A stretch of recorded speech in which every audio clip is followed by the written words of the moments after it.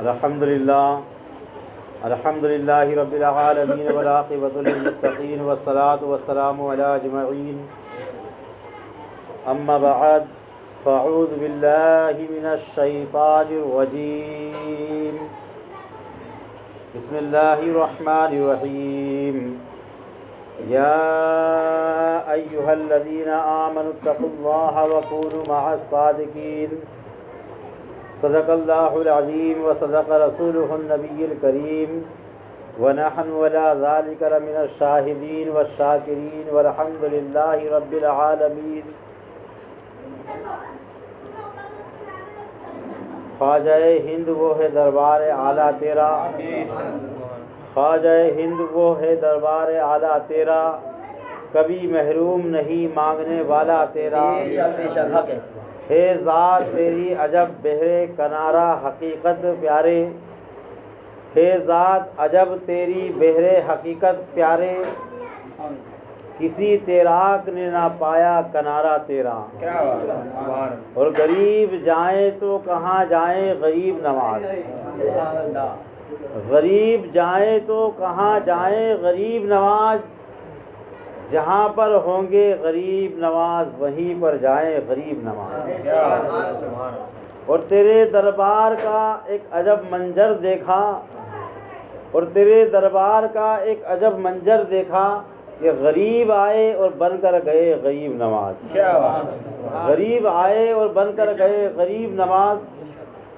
آئیے پیارے آقا کریم صلی اللہ تعالی علیہ وسلم کے پیارے دیوانوں، بادہ توحید کے متوالوں، شمع رسالت کے پروانوں، غوث و خواجہ و رضا کے چاہنے والوں، ہم سب کے مرکز عقیدت یعنی کہ شمس الضحیٰ، بدر الدجا، شافع محشر، دعوی محشر، ہم سب کے آقا و مولا جناب محمد رسول اللہ صلی اللہ تعالی علیہ وسلم کی بارگاہ و بے کشفنا میں محبت و عقیدت کے ساتھ ایک مرتبہ اور بلند آواز سے درود پاک سنا دیجیے۔ اللہم صلی علی سیدنا مولانا محمد وآلہ وسلم، صلاۃ و سلام علیک یا رسول اللہ صلی اللہ تعالی علیہ وسلم۔ الحمدللہ کہ آج رجب المرجب شریف کی دوسری شب لگ چکی ہے اور عید چشتیہ کا یہ مہینہ چل رہا ہے، جس کو ہم لوگ خواجہ غریب نواز رضی اللہ تعالی عنہ کے نام سے اس مہینے کو منسوب کرتے ہیں۔ اور اس مہینے میں ورلڈ میں جہاں جہاں بھی عاشقان خواجہ رہتے ہیں، خواجہ کے چاہنے والے رہتے ہیں، سنی مسلمان رہتے ہیں، وہ اپنے اپنے انداز سے بارگاہ خواجہ غریب نواز میں اپنی محبت کا نذرانہ پیش کرتے ہیں، اپنی محبت کا اظہار کرتے ہیں۔ اور دوستان محترم، محبت کا اظہار پیش کیوں نہ کریں اور کرتے ہیں؟ سب سے پہلے تو آدمی کی کوشش یہ ہوتی ہے، عاشق کی کوشش یہ ہوتی ہے، دیوانے کی کوشش یہ ہوتی ہے کہ وہ 6 رجب کو خواجہ کے دربار میں حاضر ہو۔ اور جو لوگ وہاں حاضر ہو کر خراج عقیدت پیش کرتے ہیں، اور جو لوگ حاضر نہیں ہو پاتے تو وہ اپنے شہر، اپنی بستیوں میں، اپنے گاؤں میں، اپنی مساجدوں میں، اپنے مدرسوں میں، اپنی انجمنوں میں، اپنی محفلوں میں خواجہ کا ذکر کر کے خواجہ کی محبت کا اظہار کرتے ہیں۔ ابھی ہم نے اس سے پہلے میں نے سیدنا صدیق اکبر رضی اللہ تعالی عنہ کا جشن بنا کے محبت کا اظہار پیش کیا، حضرت علی کریم اللہ وجہ الکریم کی محبت کا اظہار کیا، حضرت سیدہ فاطمہ طیبہ طاہرہ رضی اللہ تعالی عنہ کی بارگاہ میں اپنی محبت کا اظہار پیش کیا۔ دوستان محترم، ہم جو لوگ ہیں وہ یادوں کو منانے والے ہیں، اور ایک قوم ہے یادوں کو مٹانے والی۔ ہماری قوم ہے یادوں کو منانے والی۔ محرم الحرم شریف کا چاند نظر آیا کہ ہم نے یاد حسین منا لیا۔ جب محرم شریف کا چاند گزر گیا اور سفر کا مہینہ آیا تو یاد اعلیٰ حضرت کو ہم نے تازہ کر لیا، یاد مجدد الفشانی کو منا لیا۔ اور جب ربیع الثانی کا مہینہ آیا، جب ربیع الاول کا مہینہ آیا تو ہم سب کے آقا کا میلاد ہم نے منا لیا۔ ہم نے گلی گلی میں چراغاں کر کے، گھروں کو سجا کے دنیا والوں کو یہ پیغام دے دیا کہ ماہ ربیع اول ہم سنیوں کے آقا کا میلاد کا مہینہ ہے۔ اور ہم نے یاد بنا کے آقا کی بارگاہ میں اپنی محبت کا اظہار پیش کیا۔ ربیع اول کا مہینہ گزرا، اس کے بعد میں دوستان محترم ربیع الثانی ربیع الآخر کا مہینہ آیا، تو خواجہ ہم نے حضور غوث اعظم رضی اللہ تعالیٰ عنہ کی یاد بنا کر 11ویں شریف منائی، اور 11ویں شریف منا کر پیارے غوث اعظم کی بارگاہ میں محبت کی ہم نے دوستان محترم اظہار پیش کیا۔ اور آگے بڑھیے دوستان محترم، جب جماعت الاولیاء آیا تو ہم نے دوستان محترم اپنے بزرگان دین کے عرس و اعراس کیے۔ جب جماعت الاخرہ آیا تو ہم نے سیدنا صدیق اکبر رضی اللہ تعالیٰ عنہ کا جشن بنایا۔ اور اب جیسے ہی رجب کا چاند نظر آیا تو ہم نے خواجہ غریب نواز رضی اللہ تعالیٰ عنہ کی بارگاہ میں محبت کی خراج پیش کی، اور چھٹی شریف بنا کر دنیا والوں کو بتا دیا کہ ہم قوم ہیں یادوں کو منانے والی۔ اب رجب کا مہینہ گزرا تو شعبان کا مہینہ آیا، تو شعبان کے مہینے میں ہم نے حضرت اویس کرنی کی یاد کو تازہ کر لیا، ہم نے اپنے بزرگوں کی یاد کو تازہ کر لیا، ہم نے شب برات کے حلوے کو بنا کر اپنے مرحومین کی یاد کو تازہ کر لیا۔ تو دوستان محترم، ہم سال بھر تک مہینہ و مہینہ سال بھر تک اپنے بزرگوں کی یادوں کو تازہ کرتے ہیں، اور یہ سب اس لیے کرتے ہیں کہ یہ سب ان سے محبت کی بنیاد پر کرتے ہیں۔ اور اللہ کے رسول صلی اللہ تعالی علیہ وسلم نے آج سے 1400 سال پہلے ارشاد فرما گئے کہ اے لوگوں، جو جس سے محبت کرے گا اس کا قیامت میں وہ اسی کے ساتھ اٹھے گا، اس کا حشر بھی اسی کے ساتھ ہوگا۔ سبحان اللہ، پیارے آقا صلی اللہ تعالی علیہ وسلم کیا خوب فرما گئے کہ جو جس سے دنیا میں محبت کرے گا قیامت کے دن وہ اسی کے ساتھ اٹھے گا۔ اب سبحان اللہ، ہم کو غوث اعظم سے محبت ہے، قیامت کے دن غوث اعظم کے ساتھ اٹھیں گے۔ خواجہ غریب نواز سے محبت ہے، انشاءاللہ ہم قیامت کے دن خواجہ غریب نواز کے جھنڈے تلے اٹھیں گے۔ ہمیں صابر پیا سے محبت ہے، انشاءاللہ صابر پیا کے جھنڈے تلے ہم قیامت کے دن اٹھیں گے۔ ہمیں وارث پاک سے محبت ہے، انشاءاللہ ہم وارث پاک سے دوستان محترم ان کے جھنڈے تلے اٹھیں گے۔ تو ان ولیوں کی محبت اور ان کے عرس اور ان کے لنگر کرنا یہ محبت کی بنیاد پر ہوتا ہے۔ دوستان محترم، ہم اپنے بزرگوں کے لیے سال ثواب کرتے ہیں، اپنے مرحوموں کے لیے سال ثواب کرتے ہیں۔ ہم اپنے نانا نانی دادا دادی والد والدہ یا اپنے دوست احباب جو بھی مرحومین ہیں ان کے لیے دوستان محترم ہم اظہار ثواب کرتے ہیں۔ کبھی 10واں کرتے ہیں، کبھی تیجا کرتے ہیں، کبھی 7واں کرتے ہیں، کبھی 10واں کرتے ہیں، کبھی 20واں کرتے ہیں، کبھی 40واں کرتے ہیں، کبھی ورثی کرتے ہیں۔ تو یہ ہمارا اظہار ثواب کرنا، صدقہ جاریہ کرنا، ثواب جاریہ کرنا، یہ ہمارا اپنے مرحوموں کے اوپر احسان ہے۔ اور خواجہ کی چھٹی منانا، غوث کی 11ویں کرنا اور محفل میلاد سجانا، یہ اپنی جان پر احسان ہے۔ نعرہ تکبیر، نعرہ رسالت، اعلان اہل بیت اطہار، اعلان غوث پاک، اعلان غریب نواز، غوث غریب نواز، خواجہ کا ہندوستان، اعلان غریب نواز، مسلک اعلی حضرت، مظہر اعلی حضرت، اعلان خانقاہ حشمتیہ، نعرہ حیدری، درود شریف سنا دیجیے، اللہم صلی علی سیدنا محمد وبارک وسلم۔ دوستان محترم، یہ اظہار، یہ عقیدت، یہ چادر پیش کرنا، یہ لنگر لگانا، یہ نیاز کرنا، یہ درود و فاتحہ کرنا، یہ گھروں کے اندر یا 11ویں شریف کا نیاز لگانا یا چھٹی شریف کی دوستان محترم نیاز لگانا یا محرم الحرم شریف کے مہینے کے اندر کھچڑا پکانا یا سبیل لگانا، یہ سب کس بنیاد پر ہے؟ یہ بزرگان دین سے محبت کی بنیاد پر ہے۔ اور دوستان محترم، حدیث میں آتا ہے ایک نوجوان نے جب سنا کہ فلاں بستی میں ایک اللہ کے ولی رہتے ہیں، سبحان اللہ، اس کے دل میں خواہش جاگی کہ اس اللہ کے ولی سے جا کر ملاقات کی جائے۔ اب دوستان محترم، وہ نوجوان اپنے گھر سے اس اللہ کے ولی سے ملاقات کرنے کے لیے نکلا تو راستے میں ایک فرشتہ انسان کی شکل میں آ کر بیٹھ گیا۔ جب نوجوان وہاں سے گزر رہا تھا، فرشتے نے روک کر پوچھا کہ نوجوان تو کہاں چلا؟ کہا کہ فلاں مقام پر فلاں بستی میں ایک اللہ کے ولی کا مزار ہے یا ایک اللہ کے ولی رہتے ہیں، میں ان سے ملاقات کرنے کے لیے چلا۔ تو کہا کہ تیرا یہ جانا کس نیت سے ہے؟ کہا کوئی کاروبار کا معاملہ ہے؟ کہا نہیں، کیا کوئی لین دین ہے؟ کہا نہیں. کیا کوئی قرض لینا یا دینا ہے؟ کہا نہیں. کیا ان سے کوئی خونی رشتہ ہے؟ کہا نہیں. کیا ان سے کوئی نسبی رشتہ ہے؟ کہا نہیں. کیا ان سے کوئی علاقائی رشتہ ہے؟ کہا نہیں. کیا ان سے کوئی وطن کا رشتہ ہے؟ کہا نہیں. کیا ان سے کوئی معاملہ ہے؟ کہا نہیں. تو تم ان سے کس بنیاد پر ملنے جا رہے ہو جب نہ تمہارا خون کا رشتہ ہے، نہ جب تمہارا نسب کا رشتہ ہے، نہ جب تمہارا مسلکی رشتہ ہے، نہ جب تمہارا کوئی ملک کا رشتہ ہے، نہ جب تمہارا کوئی لین دین ہے، نہ کوئی قرض ہے، نہ کوئی کاروبار کا معاملہ ہے. تم کس بنیاد پر ان سے ملنے جا رہے ہو؟ کہا کہ ان سے مجھے محبت ہے اور محبت کی بنیاد پر میں ملنے جا رہا ہوں. تو فرشتہ عرض کرتا ہے جانتے ہو تم صرف اگر فقط اللہ کے ولی کی محبت کی مطابق اور بنیاد پر ان سے ملاقات کرنے کے لیے جا رہے ہو تو اس کا انعام تمہیں کیا ملے گا؟ کل قیامت میں اس کا انعام یہ ہوگا کہ تمہیں بخش دیا جائے گا. اس برہان پور کے غیور سنی مسلمانوں، جب بھی آستان اولیاء پر جاؤ تو محبت کی بنیاد پر جاؤ، اور یہی محبت کی بنیاد تمہیں دوستان محترم کل میدان حشر میں کام آئے گی. آج دوستان محترم ہمارے 7 سال کے بچے سے پوچھو تو بتائے گا غریب نواز کون ہے. ہمارے 7 سال کے بچے سے پوچھو بتائے گا خواجہ غریب نواز کسے کہا جاتا ہے. یہ الگ بات ہے کہ اس سے پوچھا جائے کہ خواجہ غریب نواز کا اصل نام کیا ہے تو وہ نہیں بتائے گا. تو یہ 7 سال کے بچے کے دل میں محبت ڈالی کس نے؟ کیا ماں باپ نے خواجہ کی تاریخ بتائی؟ نہیں بتائی. خواجہ کا اصلی نام پوچھیں گے نہیں بتائے گا. خواجہ غریب نواز کے والد کا نام بیٹا پتہ ہے؟ بولے نہیں معلوم. والدہ کا نام پتہ نہیں معلوم.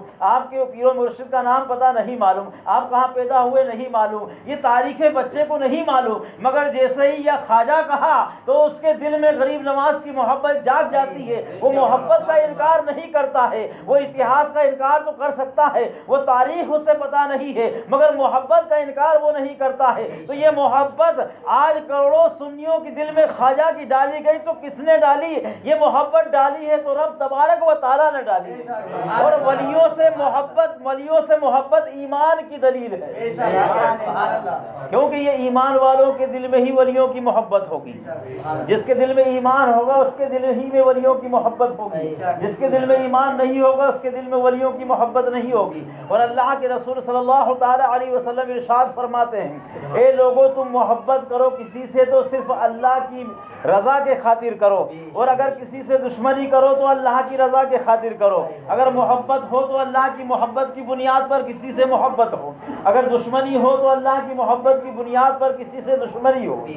نہ کہ اپنے مفاد کے لیے کسی سے محبت ہو اور نہ ہی اپنے ذاتی معاملات کی بنیاد پر کسی سے دشمنی ہو. اب دوستان محترم، میرے بھائیوں، میرے بزرگوں، پیارے آقا علیہ الصلوۃ والتسلیم کے پیارے دیوانوں، ہم اور آپ جو محبت کرتے ہیں بزرگان دین سے، اگر ہمیں آج غوث پاک سے محبت ہے تو اللہ کی بنیاد پر محبت ہے. اللہ کے قرب کو راضی کرنے کے لیے محبت کی بنیاد پر ہمیں حضور غوث اعظم سے محبت ہے. آج ہمیں خواجہ غریب نواز سے محبت ہے تو اللہ کی محبت کی بنیاد پر ہمیں محبت ہے. اگر آج ہمیں وارث پیا سے محبت ہے تو اللہ و رسول کی محبت کی بنیاد پر محبت ہے. اگر آج ہمیں صابر پاک سے محبت ہے تو اللہ و رسول کی محبت کی بنیاد پر محبت ہے. اور اسی کے ساتھ دوستان محترم، آج ہمیں ود عقیدہ وہابی نزدیوں سے اگر نفرت ہے تو اس لیے ہے کہ وہ اللہ و رسول کی محبت کی بنیاد پر نفرت ہے. ہمارا کوئی ذاتی ان سے جھگڑا نہیں ہے، ہمارا کوئی ذاتی ان سے کوئی معاملہ نہیں ہے. انہوں نے کوئی ہماری پراپرٹی نہیں لی ہے، انہوں نے کوئی ہمارے باپ داداؤں کی جاگیریں ہڑپ نہیں کی ہے، نہ ہی انہوں نے ہمارے باپ داداؤں کا کوئی نقصان کیا ہے. اگر نقصان کیا ہے تو اللہ کی شان میں توہین کی ہے. اگر نقصان کیا ہے تو رسول اللہ صلی اللہ تعالی علیہ وسلم کی جو جان ایمان ہے، روح ایمان صلی اللہ علیہ وسلم ہے، ان کی شان میں توہین کی ہے. اس بنیاد پر ہم ان سے دشمنی رکھتے ہیں، اور دشمنی بھی اس حد درجے رکھتے ہیں کہ ہم ان سے سلام کرنا پسند نہیں کرتے، ہم ان کا چہرہ دیکھنا پسند نہیں کرتے. کیونکہ آقا نے ارشاد فرما دیے ہیں کہ یہ لوگوں محبت کرو کسی سے تو اللہ کی محبت کی بنیاد پر محبت کرو، اور نفرت کرو تو اللہ و رسول کی بنیاد پر ان سے نفرت کرو. اسی لیے ہم بدعقیدہ وہابیوں سے نفرت کرتے ہیں. درود شریف پڑھیں اللہم صلی علی سیدنا مولانا محمد وآلہ وسلم. صلاۃ و سلام علیک یا رسول اللہ صلی اللہ تعالی علیہ وسلم. خواجہ خواجگان فقر ہندوستان، سلطان الہند، سلطان الاولیاء، ہند کے راجہ، اجمیر کے خواجہ، سنیوں کی جان، سنیوں کی پہچان، ہم سنیوں کے علامت ہیں. دوستان محترم، خواجہ خواجگان کا معاملہ یہ ہے کہ حضور حسن رضا خان حسن بریلوی علیہ رحمت الرضوان استاد زمن کیا خوب ارشاد فرماتے ہیں کہ ہے ذات عجب بہرے حقیقت پیارے، ہے تیری ذات عجب بہرے حقیقت پیارے، کسی تیراک نے نہ پایا کنارہ تیرا، کسی تیراک نے نہ پایا کنارہ تیرا۔ ارے خواجہ کی عظمت کو سمجھنا ہے تو پہلے بختیار کاکی کی عظمت کو سمجھنا ہوگا۔ دوستان محترم، کون حضور بختیار کاکی رحمت اللہ؟ وہ حضور بختیار کاکی رحمت اللہ جو اپنی ماں کے پیٹ میں ہی 15 پاروں کے حافظ ہو گئے ہیں۔ سبحان اللہ۔ حضور بختیار کاکی رحمت اللہ تعالیٰ کا دور ہے، زمانہ ہے، اور بادشاہ تغلق کا دور ہے، زمانہ ہے۔ اس دور اور زمانے کے اندر ایک وقت ایسا آیا کہ قحط ساری ہو گئی دلی شہر کے اندر، اور قحط ایسا ہوا کہ دوستان محترم بارشیں بند ہو گئی، زمین سے اناج اگنا بند ہو گیا، لوگ بھوکے اور پیاسے مرنے لگے، پانی کی قلتیں ہونے لگی۔ تو شاہ تغلق بادشاہ تغلق نے دوستان محترم اپنا لنگر جاری کر دیا، اپنا خزانہ کھول دیا، اور نانوائی کھانا بنانے والوں کو حکم دے دیا کہ روٹی بنائی جائے اور غریبوں میں تقسیم کی جائے، روٹی بنائی جائے، غریبوں کو کھلایا جائے، لنگر بنایا جائے اور غریبوں کو کھلایا جائے۔ اب وہ جو نانوائی تھے، کھانا بنانے والے تھے، وہ روزانہ روٹی بناتے اور لنگر لگاتے اور غریبوں کو تقسیم کرتے۔ ایک دن کیا ہوا کہ کنٹلوں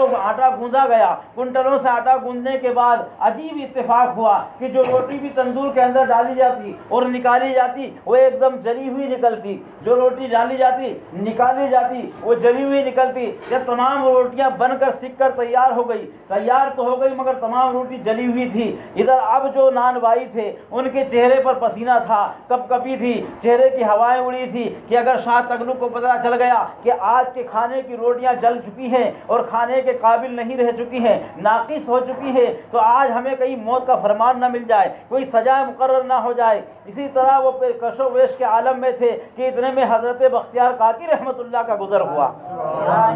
میرے سرکار بختیار کاکی کا جب گزر ہوا تو آپ نے دیکھا کہ نانوائی کے چہرے پہ پسینہ ہے، پسینہ سے شرابور ہے، اس کے چہرے پہ ہوائیں اڑ رہی ہے، وہ پریشانی کے عالم میں ہے۔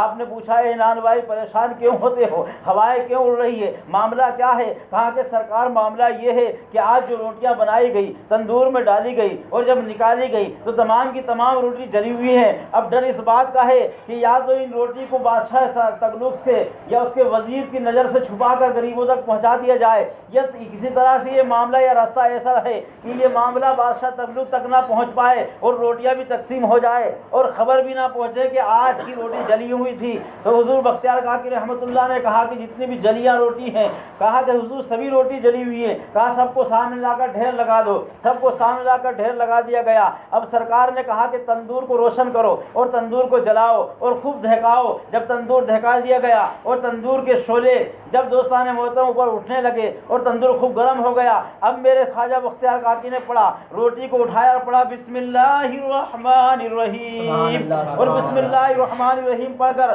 دوستان محترم روٹی کو تندور کے اندر ڈالے، دوسری روٹی کو ڈالا، تیسری روٹی کو ڈالا، یکے بعد دیگر تمام روٹیوں کو ڈالا اور پھر ہاتھ ڈال کے نکالا بسم اللہ الرحمن الرحیم۔ تو روٹی میں ایک بھی جلا ہوا داغ نہیں تھا، تمام صاف و شفاف روٹی نکلتے چلے گئی۔ دوستان محترم وہ تمام نانوائی روٹی بنانے والے حضور بختیار کاکی کے قدموں میں گر گئے اور کہنے لگے کہ ہم سوچ میں ہیں، ہم سوچ میں ہیں۔ جب بختیار کاکی کے کتب کا یہ دلی کے کتب کا جب یہ عالم ہے تو بغداد کے غوث اعظم کا عالم کیا ہوگا، جب بغداد کے غوث اعظم کا عالم کیا ہوگا۔ دوستان محترم یہ بختیار کاکی رحمت اللہ تعالی علیہ جوانی کے عالم کا واقعہ ہے۔ سفیر درود شریف سن لیجیے، اللہم صلی علی سیدنا ایک مرتبہ درود شریف پڑھ لیجیے۔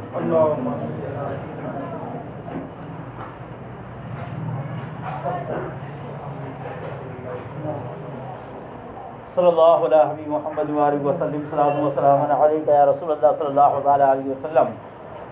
تو یہی حضور بختیار کاکی رضی اللہ تعالی عنہ ہے، جوانی کا عالم ہے، چہرے پہ ابھی داڑھی نہیں آئی ہے۔ دہلی میں ایک حلقہ لگا ہوا ہے اصفیاؤں کا، بزرگوں کا، اولیاء کا، اتقیاء کا، جہاں پر محفل سما چل رہی ہے۔ سبحان اللہ۔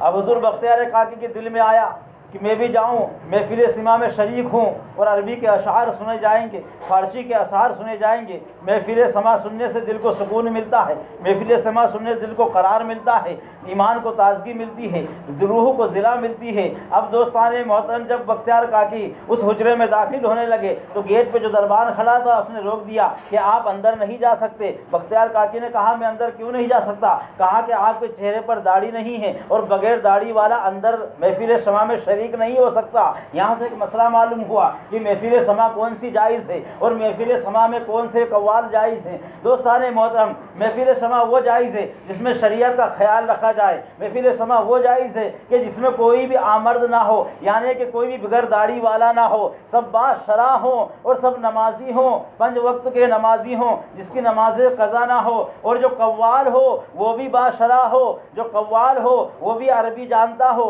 فارسی جانتا ہو، اور جس کے اشعار اللہ و رسول کی شان میں ہو، اور جو حدود اور شریعت سے تجاوز نہ کرتا ہو، تب ایسی محفل ہو۔ تو ایسی محفل بختیار کاکی نے فرمائی ہے، ایسی محفل خواجہ نظام الدین اولیاء نے فرمائی ہے۔ دوستان محترم، آج کے دور میں محفل سما کے نام پر صرف ڈھونگ رچا جاتا ہے، ڈانس کیے جاتے ہیں، نہ کوئی رقص ہے نہ کوئی محفل سما ہے۔ محفل سما دیکھنی ہے تو آؤ بختیار کاکی کی زندگی میں آؤ، نظام الدین اولیاء کی بارگاہ میں آؤ، جن کی محفل سما ایسی محفل سما ہوا کرتی تھی کہ کوئی مجذوب آ جاتا تھا تو ولی بن جایا کرتا تھا، کوئی دوستان محترم جاہل آتا تو عالم ہو جایا کرتا تھا۔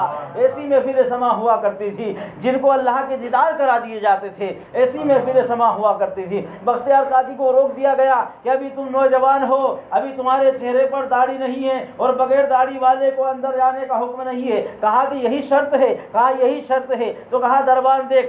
آپ نے پڑھا بسم اللہ الرحمن الرحیم اور چہرے پر داڑھی نکل آئی ہے، سبحان اللہ، اور چہرے پر داڑھی نکل آئی ہے۔ تو یہ بختیار کاکی کے دوستان محترم اندر اثر کیسے آیا، یہ کرامتیں کیسے آئی، یہ انداز کیسے آیا؟ یہ انداز آیا میرے خواجہ کی خدمت کرنے کی بنیاد پر آیا، خواجہ سے الفت کرنے کی بنیاد پر آیا، خواجہ کے بارگاہ میں رہنے کی بنیاد پر آیا۔ تو دوستان محترم، خواجہ خواجگان فخر ہندوستان، وہ خواجہ جن کا آج ہم دیوانے ہیں، ان کی زندگی کا دوستان محترم اگر باب بیان کیا جائے تو راتیں کم پڑ جائیں گی، مگر ان کی تاریخ اور سوانح حیات پوری بیان نہ ہو سکے گی۔ میں آپ کو کیا بتاؤں میرے خواجہ رضی اللہ تعالی عنہ کی سیرت کا معاملہ یہ کہ آپ اپنے پیر و مرشد حضور خواجہ عثمان ہارونی رضی اللہ تعالی عنہ کی خدمت میں 20 سال رہے۔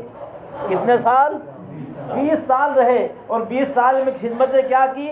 صرف خواجہ ہارونی کی بستر کو اپنے سر پر اٹھایا، اور خواجہ ہارونی اپنے پیر و مرشد کی جو جوتیاں مبارک تھیں ان کو بغل میں رکھتے، جوتی مبارک کو بغل میں رکھتے، بستر کو اٹھا کے سر پہ 20 سال آپ کے پیچھے پیچھے گھومتے رہتے، جہاں جہاں آپ کے پیر و مرشد دورہ کرتے، جہاں جہاں تبلیغ کے لیے جاتے، جہاں جہاں چلہ کشی کرتے، وہاں وہاں خواجہ غریب نواز پیچھے پیچھے چلتے۔ ارے برابر چلنا تو دور کی بات، آگے چلنا تو دور کی بات، 20 سال تک حضرت خواجہ غریب نواز اپنے پیر و مرشد کے برابر تک نہ چلے۔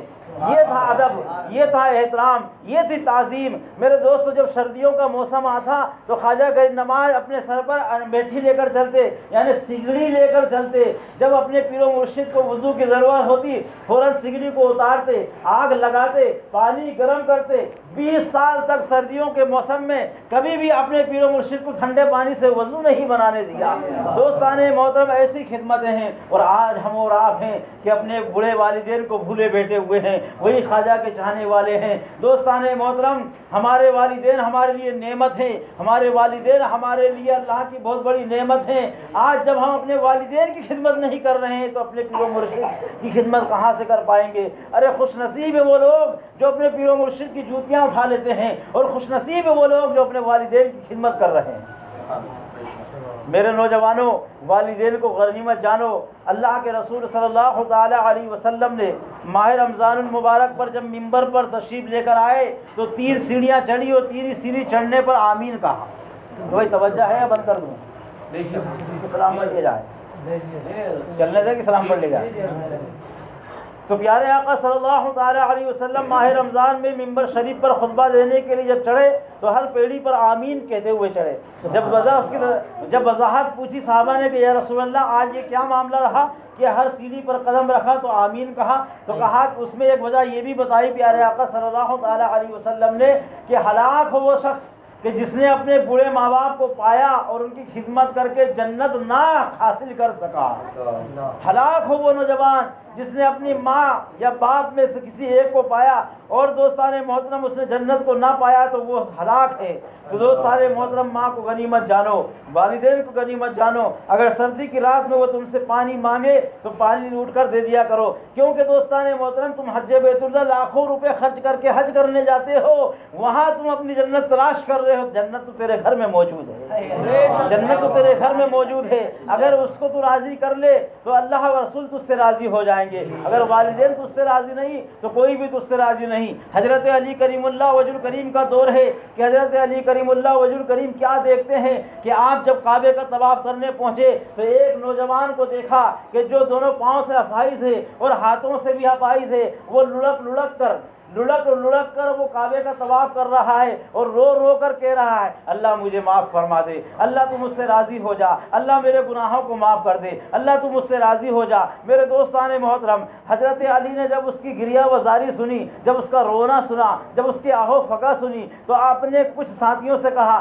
کہ جاؤ وہاں کعبہ شریف کے پاس جاؤ، ایک نوجوان ہے جو دونوں پاؤں سے اپائج ہے، دونوں ہاتھوں سے اپائج ہے اور لڑک کر وہ کعبے کا طواف کرتا ہے، کعبے کی چادر کو چومتا ہے، کعبے کی چادر کو بوسہ لیتا ہے اور رو کر ایسا چلاتا ہے کہ اس کے چلانے سے زمین کانپ جائے، وہ ایسی آہا پکڑتا ہے کہ عرش اعظم بھی لرز جائے اور اللہ کے ہاں سے معافی مانگتا ہے۔ اس کو بلا کر لاؤ کہ آخر اس کا گناہ کیا ہے، اس سے پوچھا جائے کہ سبب کیا ہے، معاملہ کیا ہے۔ جب حضرت علی کریم اللہ وجہ الکریم رضی اللہ تعالیٰ عنہ کے دو غلام وہاں پر پہنچے اور جب اس نوجوان کو پکڑا اور کہا کہ نوجوان یہ ماجرا کیا ہے، یہ معاملہ کیا ہے، تو کہا کہ یہ ماجرا میں بتا نہیں سکتا، یہ معاملہ میں بتا نہیں سکتا، یہ میں کسی کو شیئر نہیں کر سکتا، یہ میرا ذاتی معاملہ ہے، یہ میرا ذاتی گناہ ہے، میں کسی کے سامنے بیان نہیں کر سکتا۔ تو کہا کہ ہمیں حکم دیا حضرت علی کریم اللہ وجہ الکریم نے بھیجا ہے، کہا میں یہ بیان نہیں کر سکتا۔ تو کہا پھر یہ دونوں غلام حضرت علی کریم اللہ وجہ الکریم کی بارگاہ میں آئے اور کہا کہ حضور وہ آنے کو تیار نہیں اور بتانے کو تیار نہیں، کہا کہ پھر جاؤ اور اس کو لے کر آؤ۔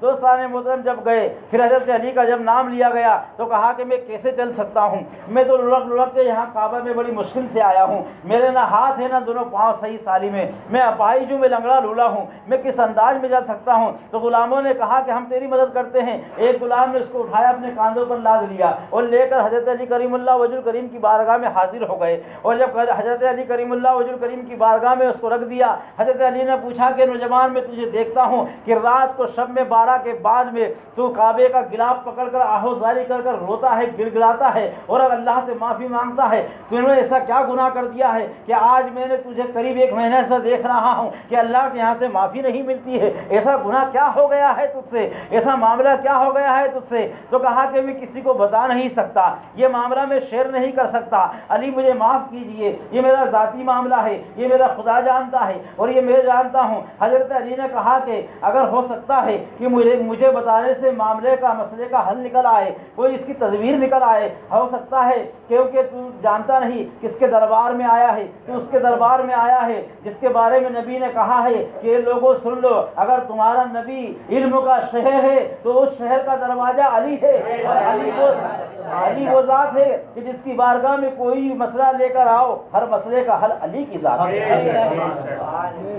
نوجوان نے کہا جب آپ اتنا اصرار کرتے ہیں تو سنیے، میں حسین و جمیل تھا، میں پہلے ایسا لولا لنگڑا نہیں تھا، اپائج نہیں تھا، میں اس طریقے سے نہیں تھا، میں حسین و جمیل تھا، طاقتور کڑیل نوجوان تھا، میرا ایک والد تھا بہت امیر تھا، میں بہت امیر باپ کی اولاد ہوں، میری زندگی ہمیشہ شوب و شوب میں گزری تھی، ہمیشہ گناہ میں گزری، لہو لہاب میں گزری، میں زناکار بن گیا، بدکار بن گیا، شرابی بن گیا، میں زنا کرتا تھا، میں بدکاریاں کیا کرتا تھا، شراب پیا کرتا تھا، اور یہاں تک کہ میرے باپ کا میں ایک لوتا تھا، اس لیے میرے باپ نے اپنی تجوری میرے لیے کھول رکھی تھی، اور جب یہ تجوری کھول رکھی تھی مگر میرا باپ ان سے تمام معاملات سے بے خبر تھا، ان گناہوں سے بے خبر تھا، میرے باپ کو پتہ نہیں تھا کہ یہ دولت میں کہاں اڑا رہا ہوں، یہ دولت میں کہاں خرچ کر رہا ہوں، مگر جس دن میرے باپ کو پتہ چلا کہ میرا بیٹا میری دولت شراب میں اڑا رہا ہے، زناکاری میں اڑا رہا ہے، بدکاری میں اڑا رہا ہے، تو میرے باپ نے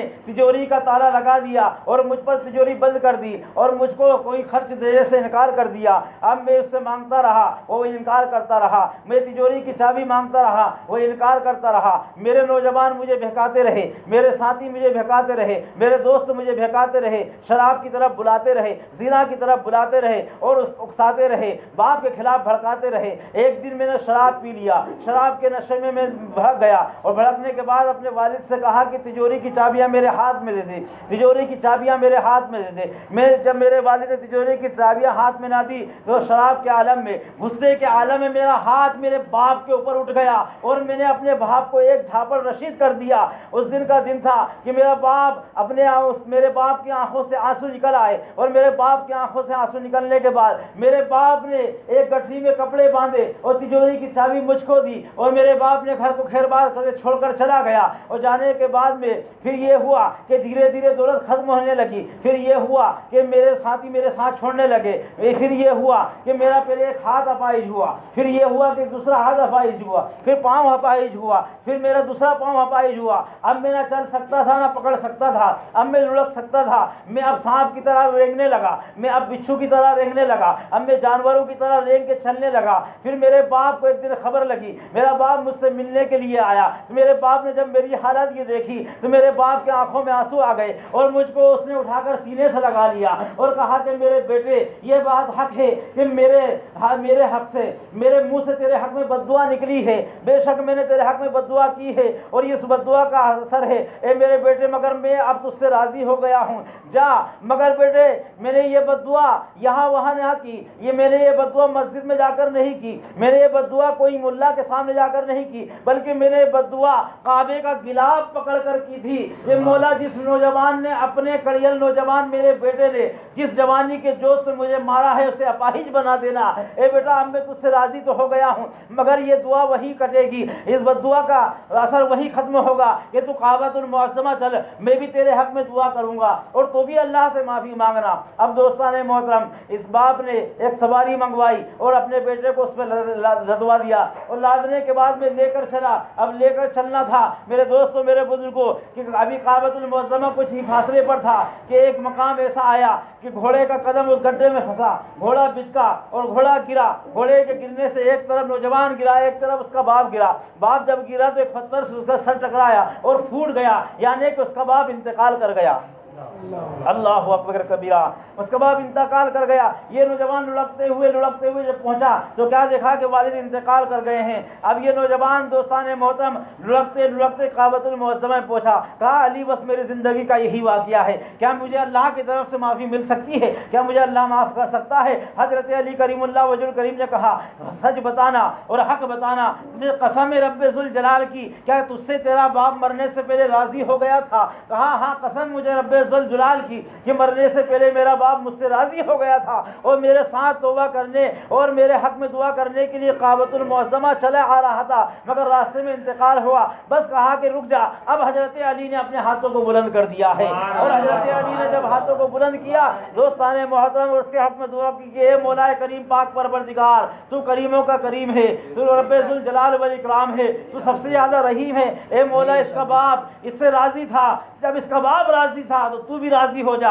ادھر میرے حضرت علی کی دعا کے الفاظ نہیں ختم ہوئے ہیں کہ ادھر اس کی بیماری ختم ہونا شروع ہوئی ہے، اس کا خالص ہونا ختم ہوا ہے، اس کا ہاتھ ٹھیک ہو رہا ہے، اس کا دوسرا ہاتھ ٹھیک ہو رہا ہے، اس کا پاؤں ٹھیک ہو رہا ہے، وہ سالم ہو کر کھڑا ہو گیا اور یا علی کے نعرے بلند کرنے لگا۔ تو نعرے حیدری یا علی سبحان اللہ، درود شریف پڑھ اللہم صلی علی سیدنا مولانا محمد وآلہ وسلم صلاۃ و سلام علیک یا رسول اللہ۔ تو میرے دوستو میرے بزرگوں، اپنے والدین کے ساتھ حسن سلوک کرو، حسن سلوک کرو ان کے ساتھ میں۔ آپ کو اگر غصہ آئے تو غصے کو پی جاؤ۔ آپ جانتے ہو ان کو جلال کی نظر سے دیکھنا بھی بہت بڑا گناہ ہے۔ اگر کسی نوجوان نے اپنے ماں باپ میں سے کسی ایک کی طرف جلال کی نگاہ دیکھ لیا تو اس دن اللہ و رسول اور تمام مخلوق اور تمام فرشتوں کی لعنت اس نوجوان پر برستی ہے، اور جب تک اس کے ماں باپ راضی نہ ہو جائیں اس کے کاروبار میں برکت نہیں ہوتی ہے۔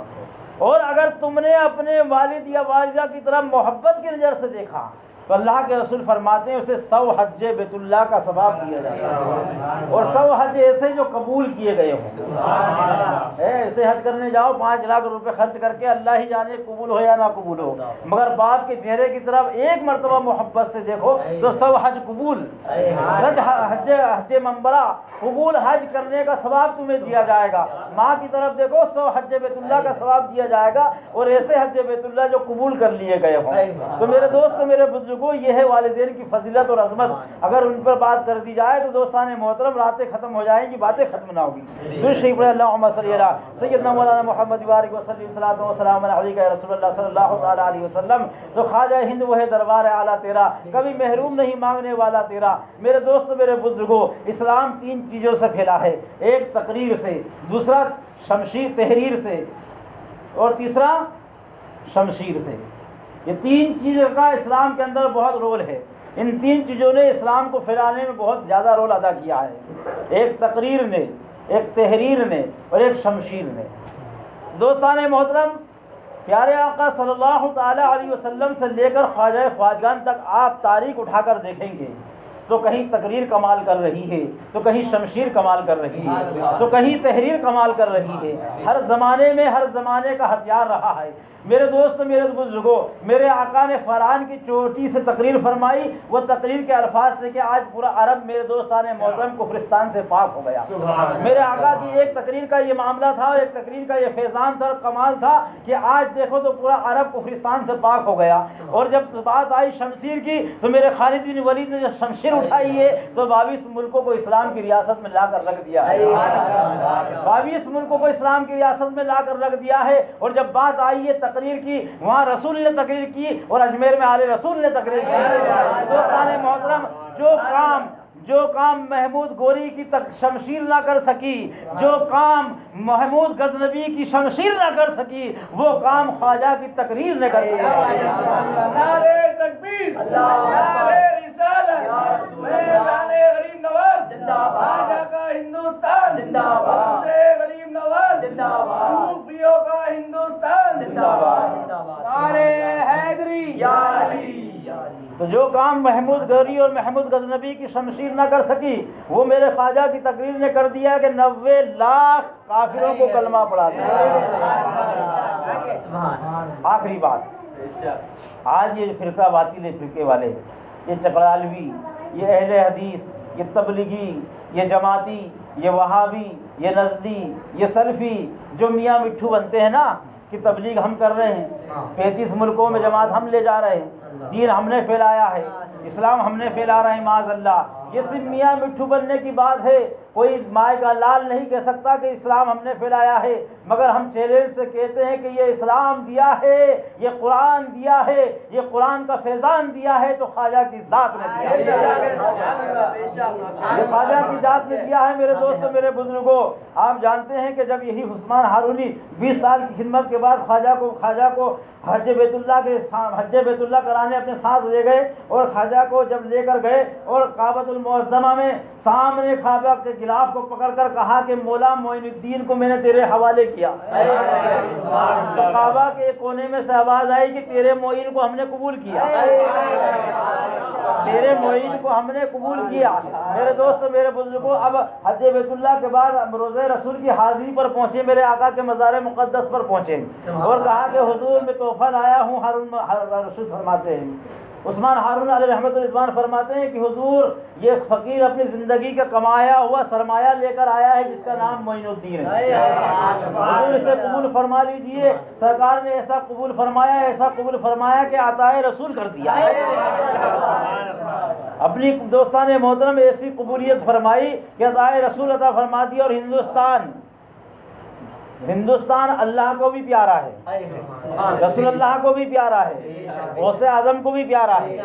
غوث اعظم کو کیسے پیارا ہے تو سنو، غوث اعظم نے جب کہا تھا قدمی ھذا رقبۃ کل ولی اللہ، کہ میرا قدم یہ تمام ولیوں کی گردن پر ہے، جب حضور خواجہ گئی نماز دوستان محترم خراسان میں تھے اور خراسان کی پہاڑیوں میں سے کہا کہ یا غوث اعظم یا حضور شیخ عبد القادر جیلانی، تمام ولیوں کی گردن پر آپ کا قدم ہوگا، مگر خواجہ معین الدین چشتی کے صرف گردن ہی پر نہیں بلکہ سر آنکھوں پر قدم غوث اعظم نے کہا جب تم نے ہمارے قدم کو اپنے سر آنکھوں پر لیا تو جاؤ، ہم نے تمہیں ہندوستان کی ولایت دے دی، ہندوستان کی ولایت سے نواز دیا، تم کو سلطان الہند قرار دے دیا۔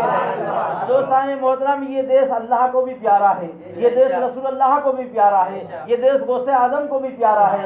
ارے میرے رسول چاہتے تو امریکہ بھیج دیتے، انڈونیشیا بھیج دیتے، ملیشیا بھیج دیتے، لندن بھیج دیتے، ولایت بھیج دیتے، چین بھیج دیتے، چائنا بھیج دیتے، دنیا کے کسی خطے میں بھیج دیتے، مگر میرے آقا نے پسند کیا تو دوستان محترم ہندوستان کو پسند کیا۔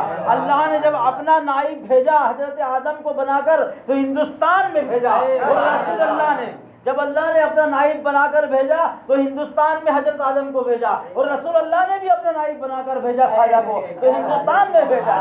تو یہ دیش اللہ کو بھی پسند ہے اور رسول اللہ کو بھی پسند ہے۔ اللہ تبارک و تعالی ہم سب کو عمل کرنے کی توفیق و رفیق عطا فرمائے، کہنے سننے میں غلطی مولا معاف فرمائے۔ توبہ کرتا ہوں، میرے ساتھ آپ بھی پڑھ لیجیے، استغفر اللہ ربی من کل ذنب اذنبت واتوب الیہ وما علینا الا البلاغ۔ السلام علیکم و رحمۃ اللہ وبرکاتہ۔ پڑھائیے۔